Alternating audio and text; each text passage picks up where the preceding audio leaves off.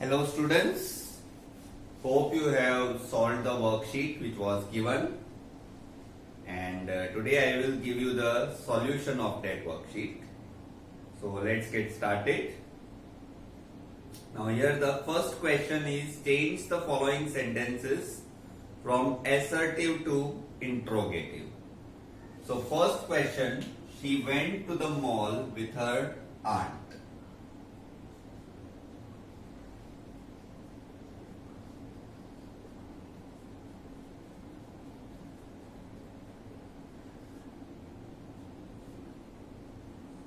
तो इसका क्या होगा student? She went to the mall with her aunt. अब वेंट है मतलब आपको डिड से सेंटेंस बनाना पड़ेगा, क्योंकि नेगेटिव वर्ड नहीं है तो डिडंट आएगा. तो डिडंट शी. अब डिड आया तो मतलब फिर पास्ट टेंस कन्वे हो गया, तो वेंट का सिंपल फॉर्म आएगा गो. तो didn't she go to the mall with her aunt. अब इसकी जगह पे एक और आंसर हो सकता है, did she not go to the mall with her aunt. अगर ये नॉट आप पूरा लिखते हो तो वो she के बाद आएगा. अगर आप नॉट did के साथ लगाते हो तो didn't आएगा. समझ में आया स्टूडेंट्स? शॉर्टेंड फॉर्म में अगर आप लिखते हो तो सीधे सीधे didn't आएगा. अगर आप दो अलग अलग वर्ड्स लिखते हो डिड नॉट, तो वो नॉट फिर शी के बाद जाएगा. सेकंड है, एना डजंट लाइक द केक. तो इसमें डजंट है तो डजंट का हो जाएगा डज. तो does Anna like the cake.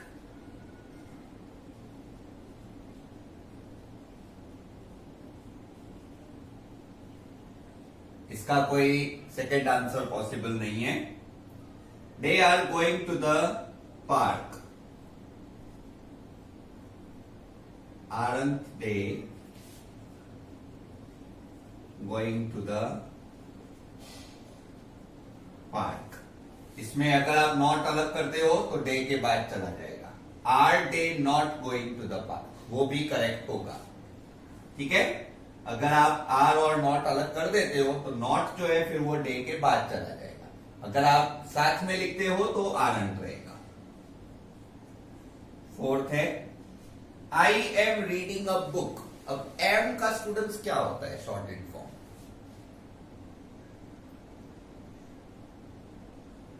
M का शॉर्टेड फॉर्म होता है एंट. तो आई रीडिंग अ बुक. ठीक है. इसका am I not reading a book भी हो सकता है. अगर आप में से कुछ स्टूडेंट्स को एम का एंड नहीं आता हो तो आप वो भी लिख सकते हो, am I not reading a book.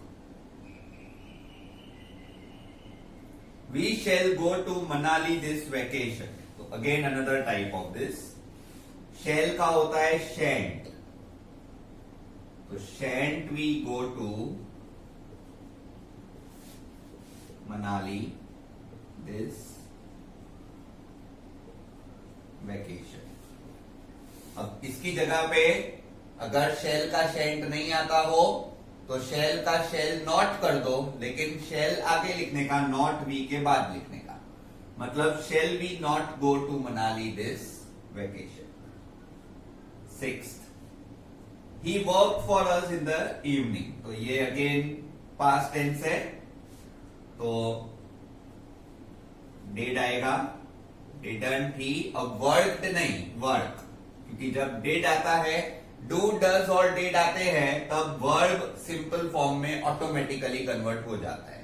आपको याद रखना है स्टूडेंट्स, do, does और did से जब सेंटेंस स्टार्ट होते हैं, verb is always in simple form. So didn't he work for us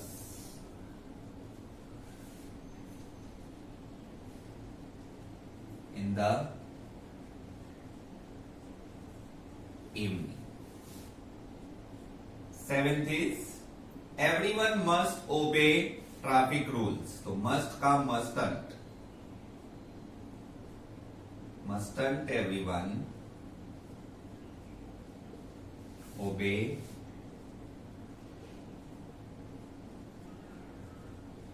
traffic rules?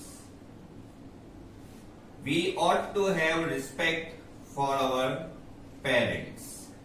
अब इसमें ought का होगा ought we not, इसका oughtn't नहीं कर सकते, तो ought we not to have respect for our parents. इसमें ought का oughtn't नहीं होता है. ठीक है, ought का oughtn't हो सकता है लेकिन सिर्फ क्वेश्चन टैग में. इंट्रोगेटिव में ought का oughtn't नहीं हो सकता.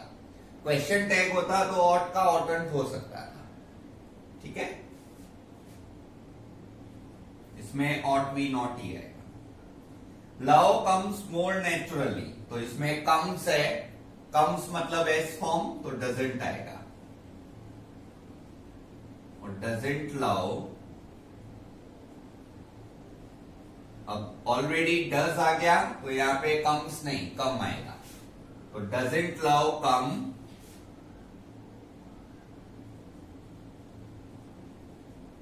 मोर naturally to the human heart than hate. Last में question mark. I am not free when my freedom is taken from me. I am not free, तो ऑलरेडी नॉट है तो सिर्फ एम और आई को इंटरचेंज करना पड़ेगा. तो am I free when my freedom is taken from me. So please note down, students, these are the 10 sentences from question 8.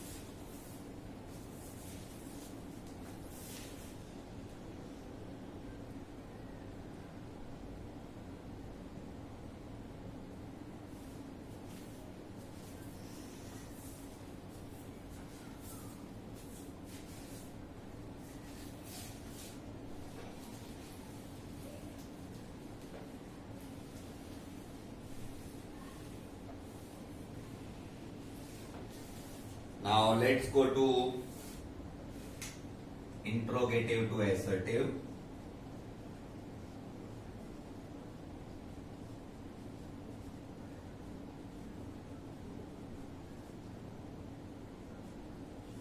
Sentence 1. Doesn't he get up at 7 a.m. in the morning? तो doesn't he get up at 7 a.m. in the morning. अब इसका क्या होगा students, doesn't और he को interchange करेंगे और doesn't का does हो जाएगा. मतलब he does get up at 7 a.m. in the morning.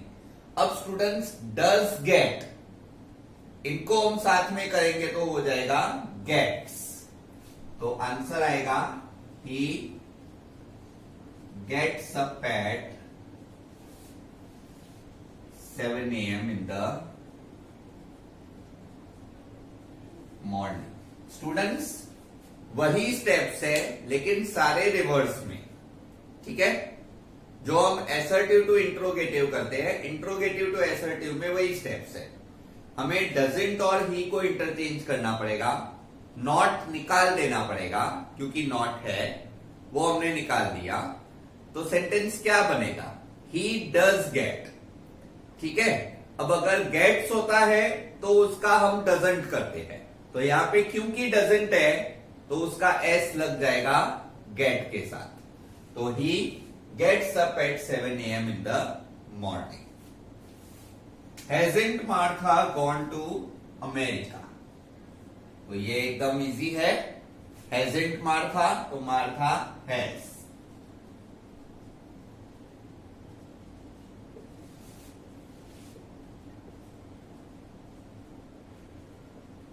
Full stop. Third, won't you bring me a paper and a pen? So you will bring me.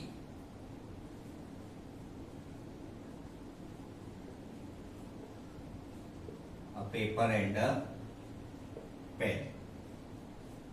Fourth, are you following the rules? तो you are not following the rules. इसमें आप you aren't following the rules भी लिख सकते हो, ठीक है। You aren't following the rules, इन दोनों को ज्वाइन करके शॉर्ट इन फॉर्म भी लिख सकते हो, वो भी करेक्ट होगा।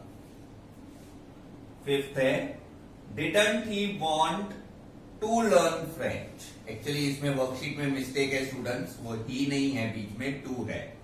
Didn't he want to learn French, वो वर्कशीट में मिस्टेक है। तो इसका आंसर आएगा, डिडंट है तो इसका आप पहले डिड कर दीजिए, तो ही डिड वांट मतलब ही वांटेड। समझ में आया स्टूडेंट्स? डिडंट का डिड हो जाएगा और ही और डिड इंटरचेंज होगा, तो ही डिड वांट। अब डिड वांट है मतलब वो वांट जो है वो वांटेड हो जाएगा, डिड निकल जाएगा। तो he wanted to learn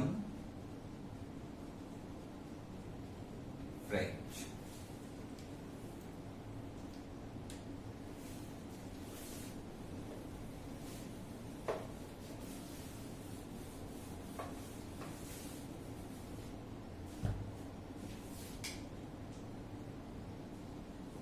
Sixth one, do you know who committed the crime? You don't know who committed the crime. Seventh, did any leaf remain on the tree? Did any leaf remain on the tree? अब यहां पे any का क्या हो जाएगा? any का सीधे no हो जाएगा, मतलब no leaf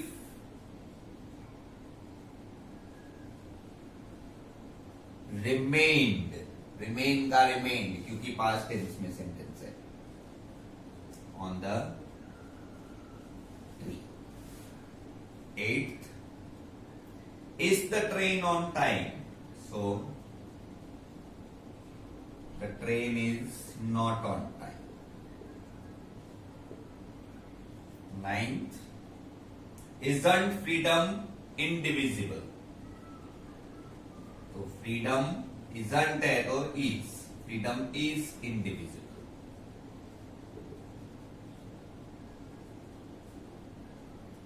Were they able to see what their sacrifices had brought?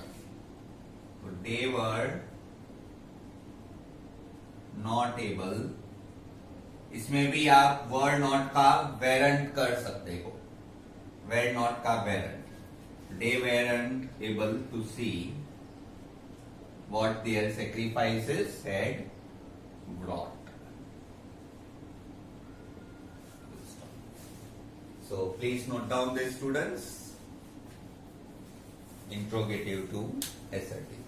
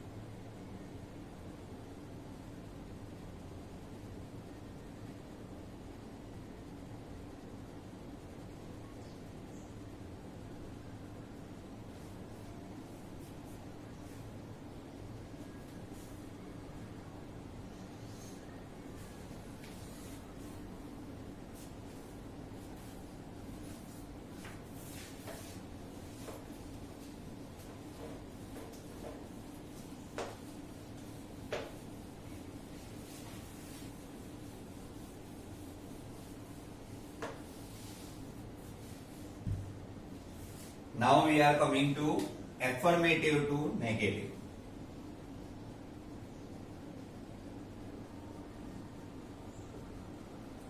अब स्टूडेंट्स यहां पे आपको वो ध्यान रखना है कि मीनिंग चेंज नहीं होना चाहिए। एसर्टिव इंट्रोगेटिव, इंट्रोगेटिव एसर्टिव में वो ध्यान नहीं रखना होता कि मीनिंग चेंज होता है कि नहीं होता है, लेकिन एफर्मेटिव नेगेटिव और नेगेटिव एफर्मेटिव में आपको ध्यान रखना ही पड़ेगा कि मीनिंग चेंज ना हो. So first is he is always on time. अब इसमें आपको नॉट इंसर्ट करना है, लेकिन पूरे सेंटेंस का मीनिंग चेंज नहीं होना चाहिए. He is always on time मतलब वो हमेशा टाइम पे होता है. इसका मतलब होगा वो कभी लेट नहीं होता. तो ही इज नेवर लेट. ठीक है, तो हमने इज का इजी रखा मतलब प्रेजेंट टेंस ही है. अब second, everyone found the play interesting. सबको प्ले इंटरेस्टिंग लगा, स्टूडेंट्स. तो इसका आंसर आएगा no one found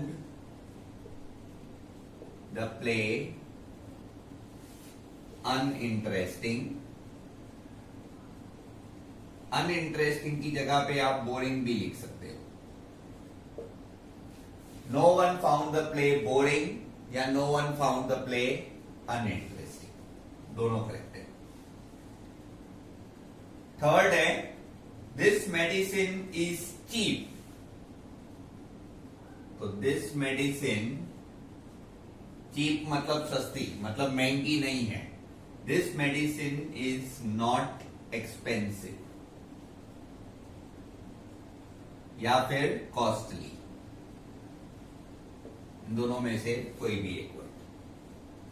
fourth, iron is a heavy metal. Heavy का ऑपोजिट लाइट. तो iron is not a light metal. Fifth, all the students dislike like the program. तो यहां पे स्टूडेंट्स, ऑल द स्टूडेंट्स है, तो यहां पे दो सेंटेंसेस पॉसिबल है. आप नो से भी चालू कर सकते हो, नन से भी चालू कर सकते हो. तो no student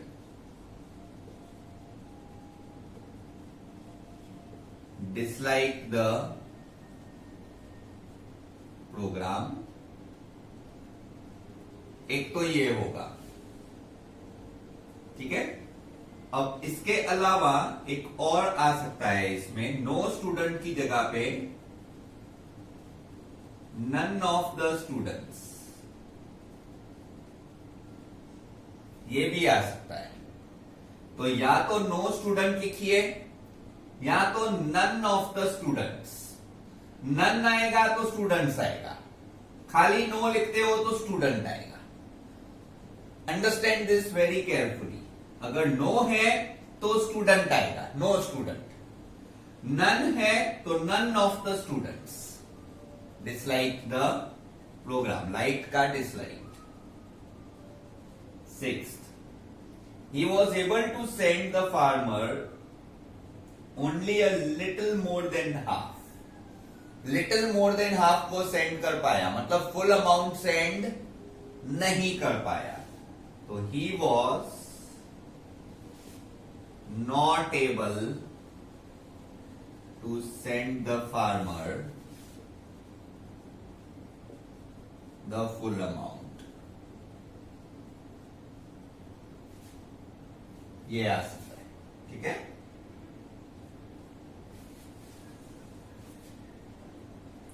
he was totally unaware of that address. अब ये इजी है, unaware का not aware. So he was totally not aware.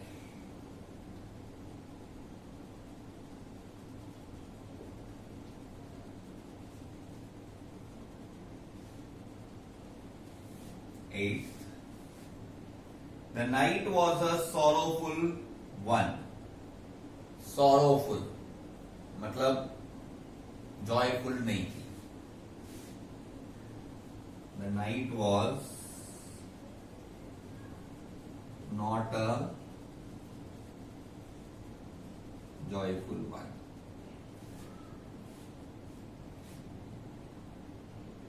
Freedom is indivisible. अब ये भी इजी है, इंडिविजिबल का नॉट डिविजिबल कर दीजिए। Freedom is not divisible. 10th है, that forced a life loving man to live like a monk. अब ये थोड़ा अलग है, मतलब क्या होगा इसका देखिए, that forced a life loving man to live like a monk। इसका नेगेटिव करना है।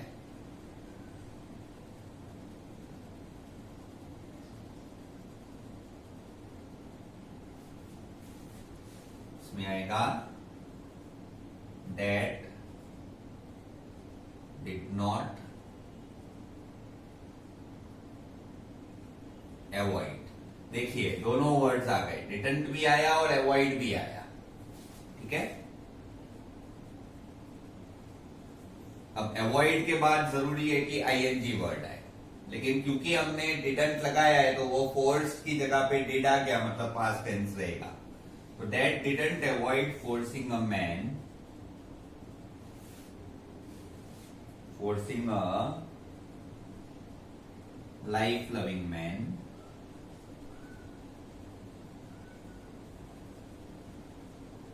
to live like a monk। So students, please note down this।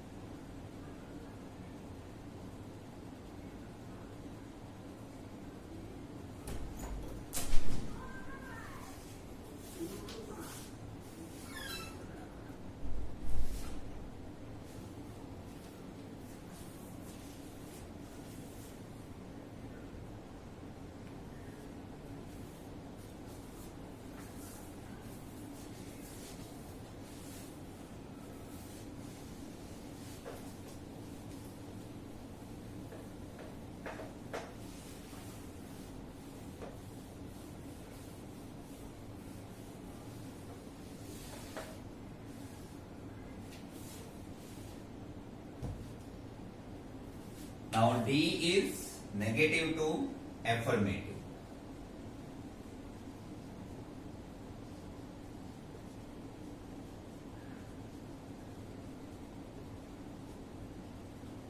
Now first, we do not do this work। अब ये student थोड़ा tricky sentence है। We do not do this work मतलब हम ये काम करते ही नहीं है।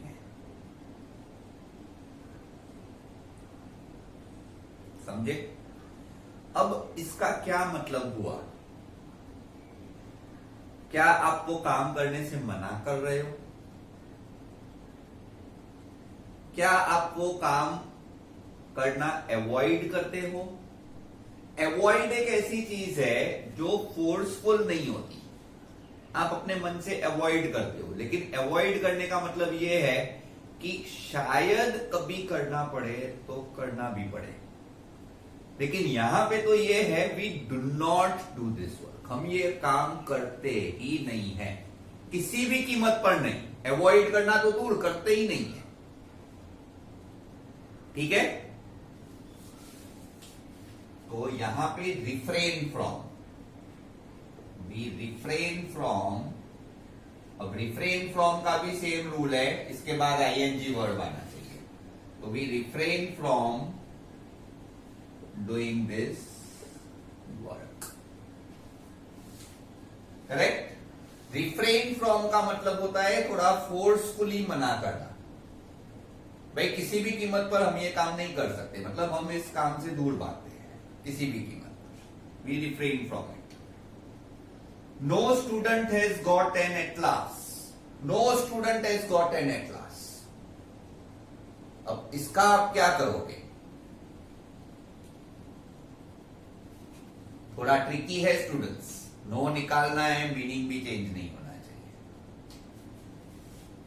तो नो का एनी कर सकते हैं, there is an absence of any student who has got an atlas. थोड़ा अलग टाइप का सेंटेंस बन रहा है लेकिन मीनिंग सेम है। There is an absence of any student, मतलब ऐसा एक भी स्टूडेंट नहीं है जिसके पास एटलास हो, मतलब किसी के पास एटलास नहीं। Third, mango is not liked by me. अब नॉट लाइक का डिसलाइक कर सकते हो, mango is disliked by me. This is easy. Fourth, this train is never on time. Never का opposite always. So this train is always late. Fifth, it did not pass quickly.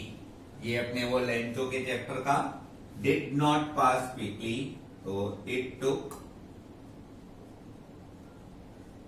time to pass।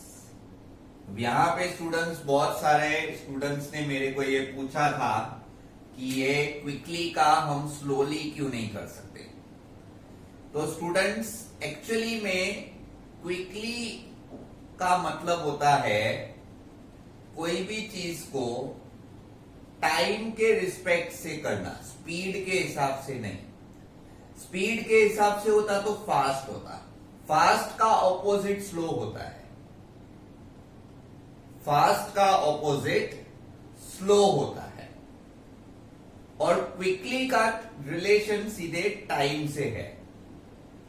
मैं आपको एक example देता हूं students, जैसे कि आप लोग एग्जाम से पहले हम इंस्ट्रक्शन देते हैं बच्चों को कि भाई इंग्लिश का पेपर थोड़ा लेंथी होता है तो राइट क्विकली, बराबर। राइट क्विकली का मतलब ये नहीं है कि फास्ट लिखना, राइट क्विकली का मतलब ये है कि उतनी स्पीड में लिखना ताकि पेपर कंप्लीट हो टाइम पर। To finish on time you need to write quickly, ऐसे, ठीक है। अब यही एग्जाम्पल जब लास्ट के 10 मिनट बाकी होते हैं तब सुपरवाइजर्स क्या बोलते हैं, only 10 minutes left, right fast. तब आपको एक्चुअली में स्पीड अपनी बढ़ानी पड़ती है, जो आपकी रेगुलर राइटिंग स्पीड है उससे भी डबल स्पीड में लिखो, फिर हैंड राइटिंग सब बाढ़ में गया, फिर पेपर कंप्लीट करना है, हर चीज बाढ़ में चली जाए। तो ये डिफरेंस है। अब यहां पे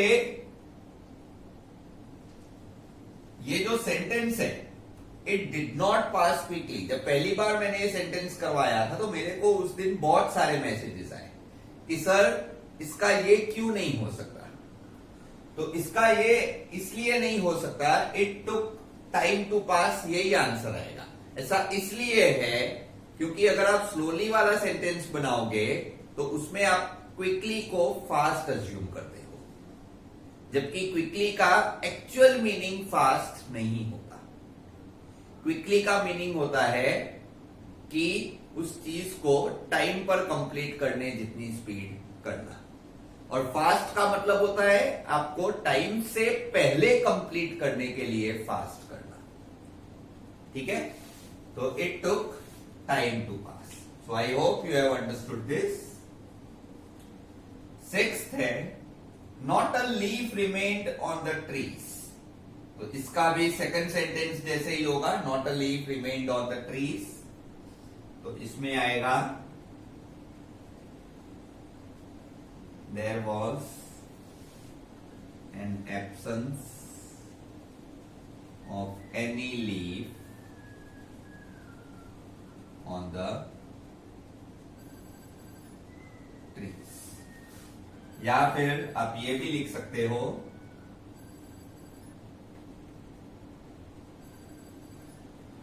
the trees were left without any leaves. इन दोनों में से कोई भी एक सेंटेंस करेक्ट है, या तो ये लिखो या तो ये लिखो। विदाउट अगर लिखते हो तो एनी लीव्स आएगा, और यहां पे absence of any leaves. No one dies of hunger, इसका मतलब कोई भी नहीं है जो हंगर से मरता है, तो इसमें एब्सेंस वाला ही आएगा। There is an absence of anyone who dies of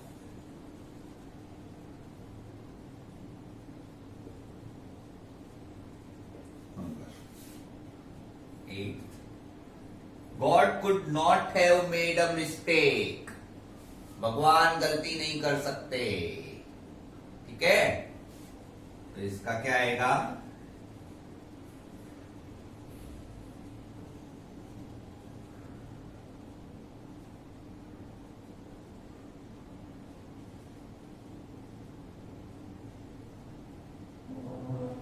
God would avoid making a mistake। ये हमने पहले भी देखा था।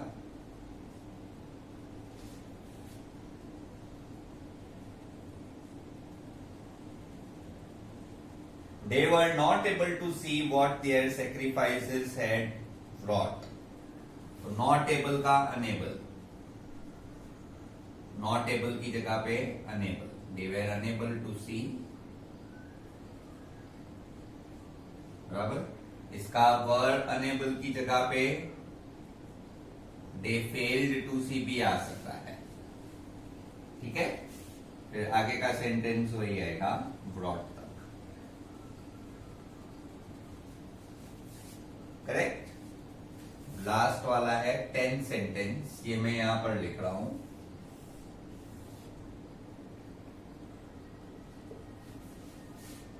I learned that courage was not the absence of fear।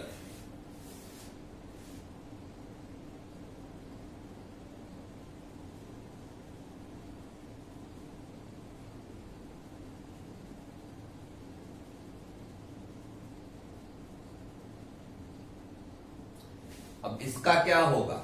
Not absence का मतलब क्या? प्रेजेंस ऑफ फियर करेज है।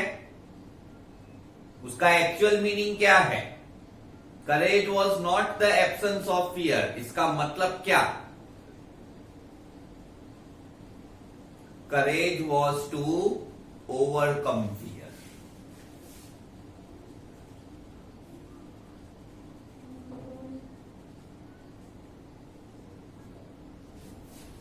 ठीक है, so I learn that courage was to overcome fear.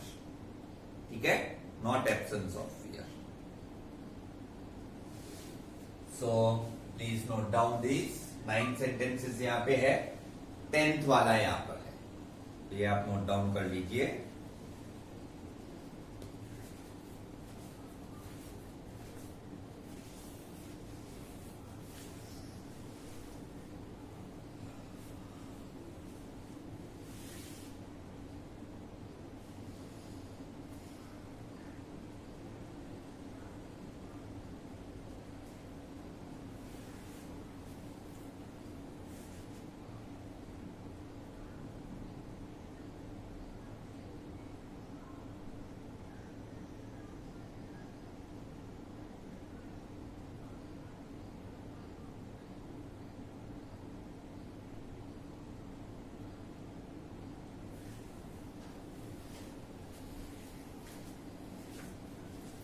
So students, that is the end of this worksheet. I have explained you all the solutions and I hope you have understood everything of it. So Now I hope you are all prepared for the test, which is going to be in this week. And आपका वो test भी अच्छा जाना ही चाहिए, तो इस बार grammar का बराबर से प्रिपरेशन कीजिएगा, right? So see you in the next lecture. Goodbye, students.